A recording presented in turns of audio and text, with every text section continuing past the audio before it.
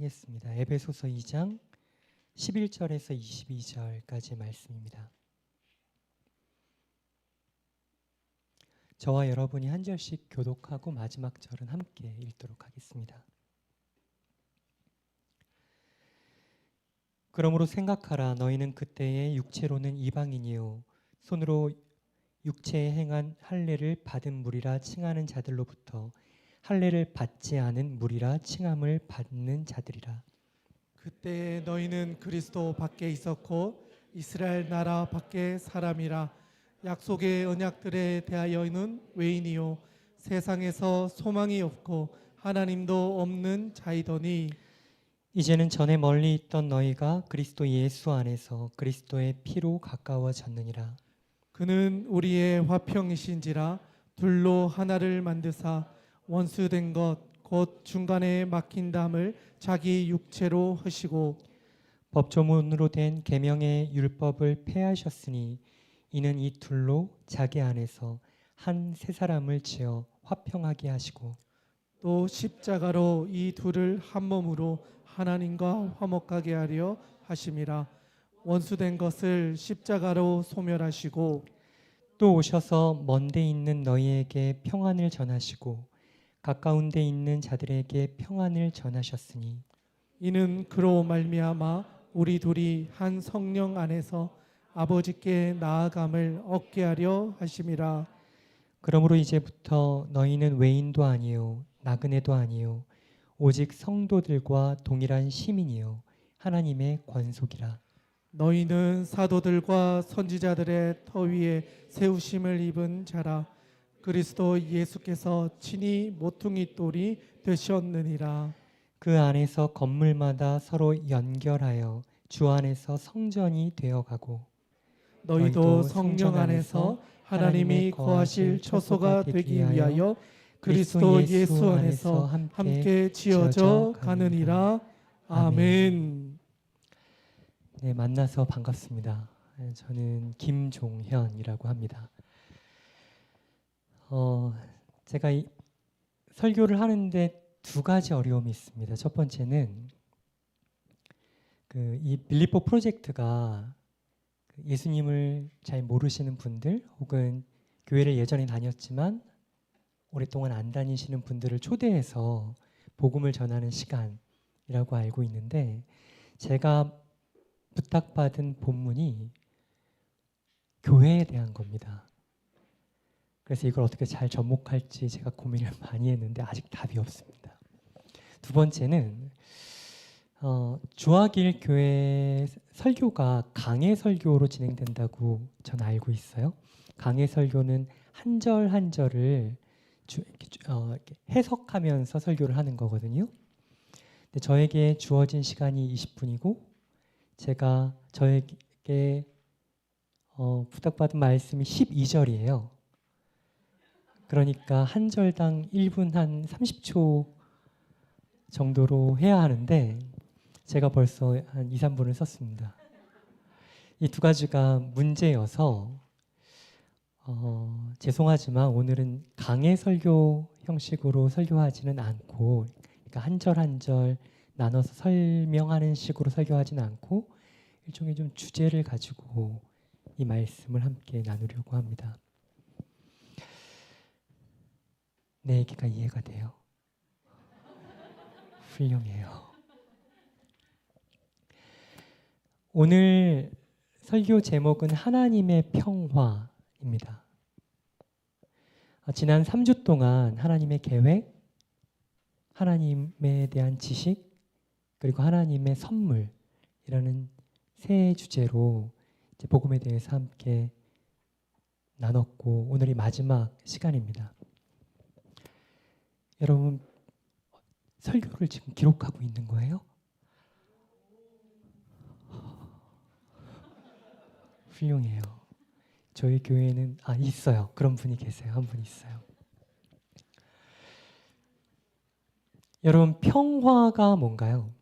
평화. 마음에 불을 안 지르는 거요? 마음을 힘들게 하지 않는 것. 예, 맞습니다. 마음이 복잡하면 평화를 누릴 수가 없겠죠. 평화가 뭘까요? 여러분 평화에 대해서 좀 생각해 보셨습니까? 사실 놀랍게도 교회에서 평화를 그렇게 많이 설교하지도 않고 이야기하지도 않습니다. 여러분 혹시 평화를 위해서 지난 한 달 안쪽으로 기도해 본 적 있으세요? 평화를 위해서? 사실 많지 않으실 거예요. 그래서 사실 오늘 이 본문을 우리가 이해하는 게 쉽지 않습니다. 그 이유는 어떻게 보면 크게 두 가지인데, 첫 번째, 우리가 한국 사람이라 그래요.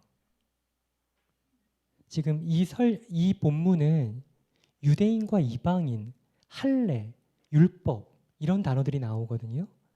근데 여러분 유대인 관심 있으세요? 별로 관심 없으시죠? 그리고 여러분 이방인이라고 하면 기분 좋으세요? 여러분 이방인이세요라고 하면? 아니요, 저희는 우리 스스로를 이방인이라고 생각하지 않아요. 그러니까 우리가 교회에 이렇게 모여 있지만 이 성경 말씀에서 우리에게 약속하는 많은 것들이 당연히 우리 거라고 생각해요. 우린 이방인이 아니에요. 어떻게 보면 이 건물 밖에 하나님과 상관없는 사람들이 이방인이라고 생각하시겠죠. 근데 성경은 에세이집이 아니라 역사거든요. 근데 이 역사 안에서 보자면 우리는 이방인입니다. 근데 와닿지 않아요. 그리고 그렇게 별로 중요한 문제도 아닌 것 같아요. 첫째는 우리가 한국 사람이라 그러고, 두 번째는 이 시대의 특성입니다. 우린 누구에게 절대적으로 의존하고 싶지 않습니다. 철저히 독립하고 싶죠.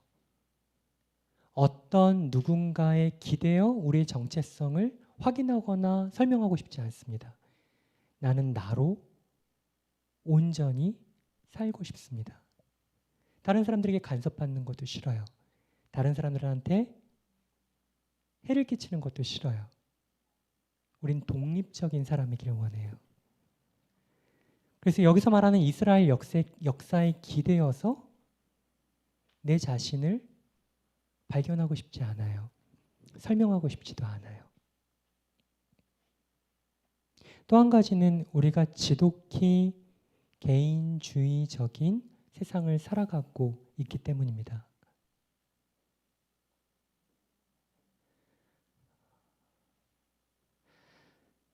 저도 한 6개월 전까지만 하더라도 한 1000명 정도 규모가 되는 교회에 부목사로 있었거든요. 정말 부끄러운 고백이지만 제가 앞에서 때론 설교를 하고 예배를 인도하는 중에도 내 앞에 있는 사람들이 저에게 그렇게 중요하지 않았습니다. 그냥 제가 맡은 일을 잘 하면 되는 거예요. 그냥 설교 잘 하면 되는 거예요. 그리고 사람들이 저를 좋게 인정해 주면 되는 거예요. 이상한 목사죠.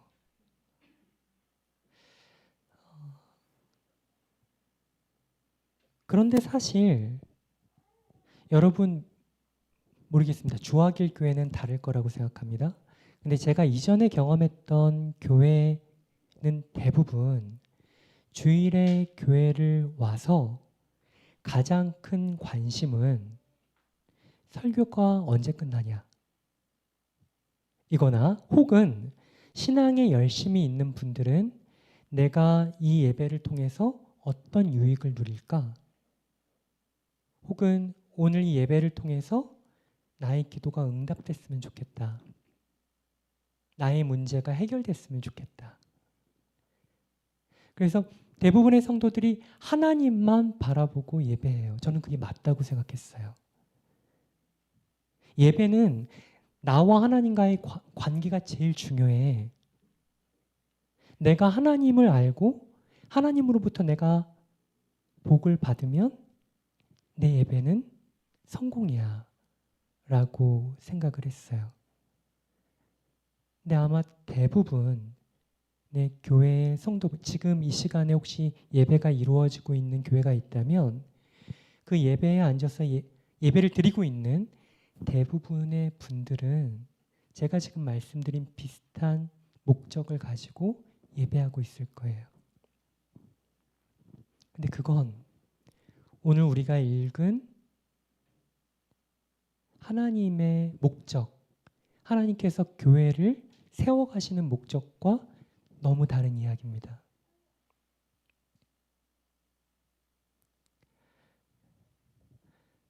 여러분, 옆에 있는 분들 한번 좀 봐볼까요? 사이가 어떠세요? 다 식구예요. 식구예요. 여러분 서로를 사랑하세요? 아마도. 여러분 서로 화평하세요? 서로 평화하세요? 2차 세계대전.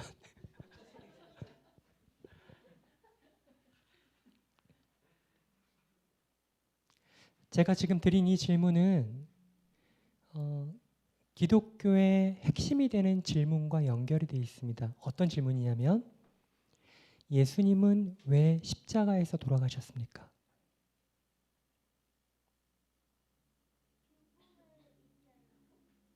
죽음에? 좀만 더 설명해 줄 수 있어요? 목사님이 많이 배우지 못해가지고. 죽음을 이기기 위해서 그런 뜻이었어요? 우리를 죄에서 구하기 위해서. 맞아요. 넌 누구예요? 뭐예요? 정체가? 맞아요. 우리를 죄에서 구원하시기 위해서요. 그런데 여러분 여기서 방점은 우리에 있습니까? 구원에 있습니까? 그죠? 대부분 구원이죠. 사실 이렇게 복수로 우리가 같이 모여서 얘기하지만 사실은 우리가 믿고 있는 바는 예수님이 왜 죽었어요? 나를 구원하시기 위해서 죽었죠. 근데 오늘 본문은 그건 틀린 답이라고 얘기해요. 틀린 답이 너무 극단적이네요. 완전한 답은 아니라고 얘기해요.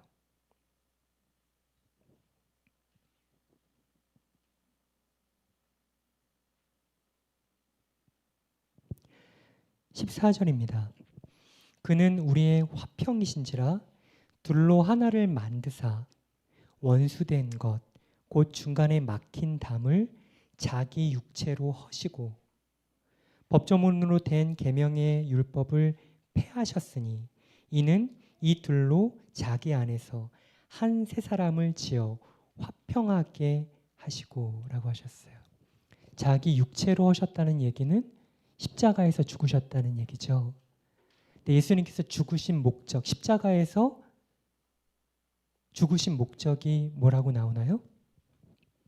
이 둘을 자기 안에서 한 사람으로 지어 화평하게 하시고라고 합니다.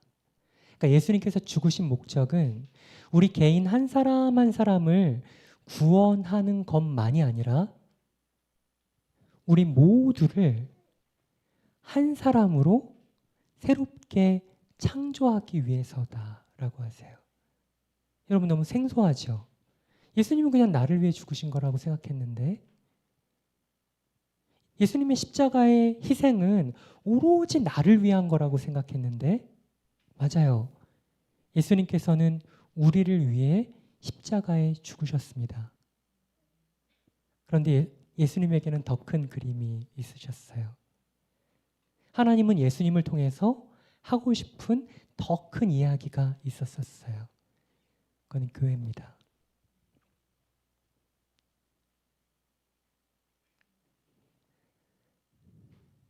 교회는 단지 구원받은 개개인이 개개인의 영적 필요를 위해서 모인 집단이 아닙니다.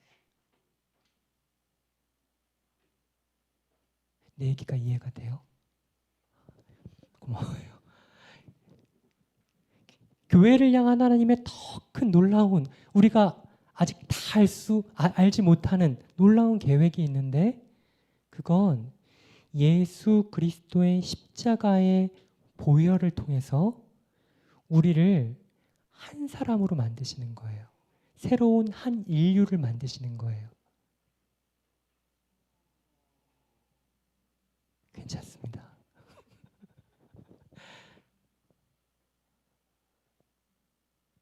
여기서 재미있는 표현이 나옵니다. 14절에 원수된 것, 곧 중간에 막힌 담을 자기 육체로 허시고 라고 말씀하세요. 이 담은 어떤 단순히 상징적인 게 아니고요. 실제 존재했던 거예요. 예루살렘 성전에는요.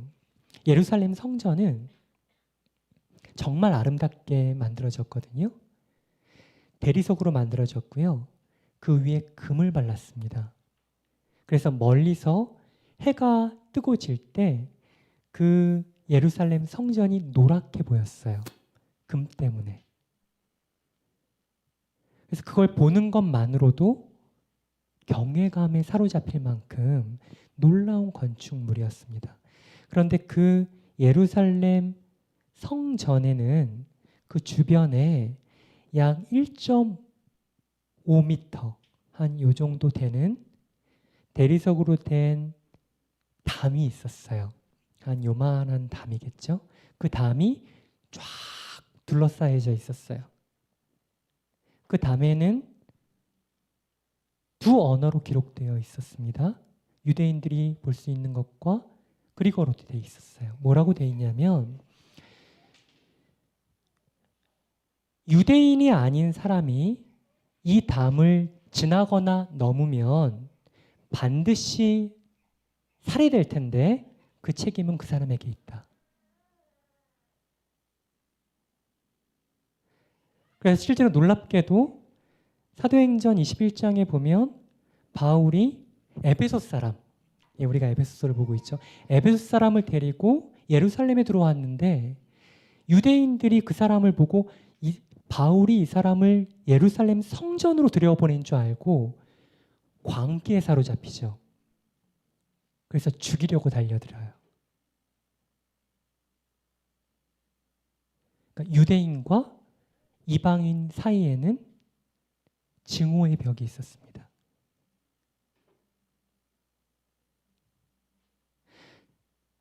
이방인 입장에서는 우리가 읽은 대로,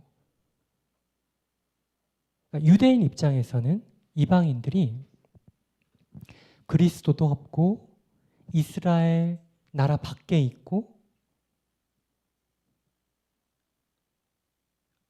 언약으로는 외인이고 소망도 없고 하나님도 없는 그런 존재였죠. 근데 재밌는 건 유대인들은 낫는가? 그렇지 않죠. 누가 유대인을 죽였습니까? 아니, 누가 예수님을 죽였습니까? 유대인이 죽였죠. 누가 하나님의 율법을 어겼습니까? 유대인들이 어겼죠. 누가 스스로 하나님의 백성됨을 포기했습니까? 유대인들이었죠. 누가 하나님을 가장 욕되게 했습니까? 유대인들이죠. 그러니까 결국은 유대인들은 그 증오의 담 안에서 하나님을 잃어버렸고, 이방인들은 그 증오의 담 밖에서 하나님을 잃어버렸습니다. 근데 예수님께서 십자가에서 그 원수된 벽을 자기 몸으로 허셨습니다. 그리고 유대인과 이방인들을 한 사람으로 재창조하셔서 이 사람, 곧 그 교회를 통해서 당신의 놀라운 역사를 이루어 가시는 걸 계획하셨습니다. 그래서 우린 지금 교회로 모여 있습니다.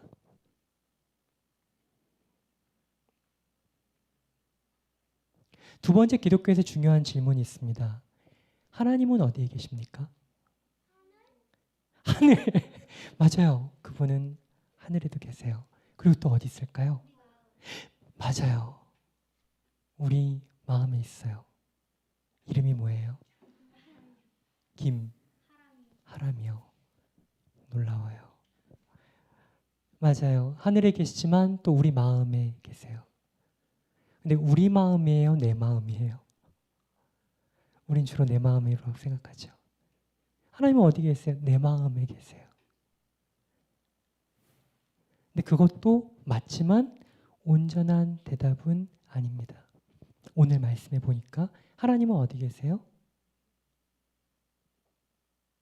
예수 그리스도의 십자가의 보혈로 화평케 된 사람들이 함께 모여 지어져 가는 교회 안에 계십니다. 그럼 지금 하나님은 어디 계실까요? 맞아요. 바로 우리 안에 계세요. 하람이가 말한 대로 하나님은 우리 안에 계세요. 여러분, 여기에는 예수님을 믿지 않는 분도 계시죠. 예수님을 믿지 않는 분들은 성경을 잘 모르실 거예요. 그래서 지금 제가 무슨 말을 하고 있는지 도통 알아듣기가 어려우실 거예요. 근데 예수님께서 말씀하셨어요. 너희가 내 계명을 지키면 내 제자가 될 거라고. 내 계명은 이것이니 너희가 서로 사랑하는 거라고 하셨어요. 그리고 너희가 서로 사랑하면 세상이 너희가 내 제자인 줄 알 거라고 하셨어요. 이 말씀에 비추어 보면 만약에 이곳에 예수님을 전혀 모르는 분들이 오셨다면 제 설교가 귀에 들어오지 않을 거예요. 하지만 저 문을 열고 이곳에 들어왔을 때 이 교회가 서로를 사랑하는 모습은 볼 수 있을 거예요. 제한 없이 내 자신을 내어주고 당신을 세우는 게 나의 비전입니다. 당신이 하나님 안에서 세워지는 것이 나의 꿈입니다. 라고 서로에게 헌신하고 사랑하는 사람들의 말과 표정과 태도는 볼 수 있을 거예요. 정확히 예수님께서는 그걸 통해서 그들이 하나님을 알게 될 거야 라고 말씀하셨어요. 오늘 10시 30분 예배에도 김웅녀 어머님이셨나요? 91세 되신 어머님, 93세 되신 어머님이 오셨었는데 귀도 잘 안 들리셨던 것 같아요. 그리고 교회도 별로 안 오셨기 때문에 아마 설교가 잘 이해되지는 않으셨을 거예요. 그런데 눈물을 흘리셨어요. 너무나 환대받는 느낌이라고, 너무나 환영받는 느낌이라고. 아마 그분은 이 교회의 사랑을 경험하셨을 것 같아요. 그리고 하나님의 은혜 가운데 이곳에 하나님이 계시다는 걸 그분은 인식하셨던 것 같아요. 사랑하는 주화길 교회 형제 자매 여러분, 그리고 이곳에 초대된 사랑하는 형제 자매 여러분, 예수님은 십자가에서 죽으셨습니다. 그 이유는 우리 개개인을 구원하시는 것만이 아니라 성격도 다르고 성도 다르고 자라온 배경도 다르고 정치적 성향도 다르고 기질도 다른, 어떻게 보면 절대 하나가 될 수 없는, 특별히 이 시대 가운데서는 사람들을 예수 그리스도의 존귀한 보혈로 하나 되게 하심으로 하나님이 살아계시고 이곳에 우리와 함께 계심을 드러내기를 원하십니다. 저에게 주어진 시간이 다 끝났습니다.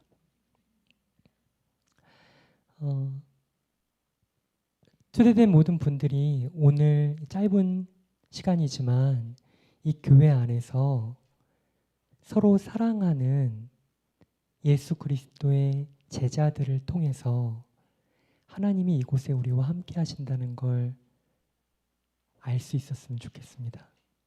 그리고 바라기는 하나님의 놀라운 선물인 예수 그리스도를 여러분이 알아가고 받아들임으로 이 놀라운 교회의 일원으로 여러분의 삶을 더 풍성히 누릴 수 있기를 기도합니다. 제가 잠깐 기도하겠습니다.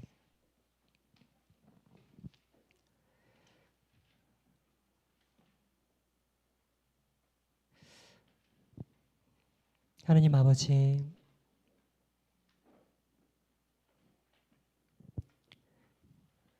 많이 배운 자나 못 배운 자나 내성적이거나 외향적이거나 행복한 유년 시절을 보냈거나 불행한 외로운 유년 시절을 보냈거나 우리의 삶의 조건이 어떠하든지 우리를 당신의 자녀로 불러주시니 감사합니다. 오 주님, 저희가 하나 되어 당신의 몸을 이루어가길 원합니다. 우리 안에 임재해 주시고 우리 안에 역사하여 주시옵소서.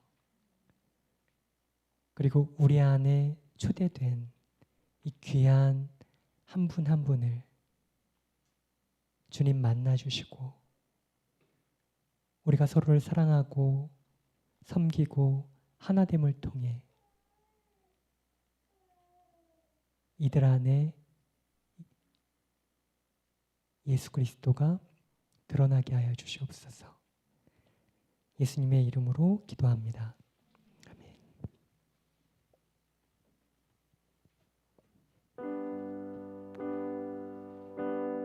이 시간 우리 같이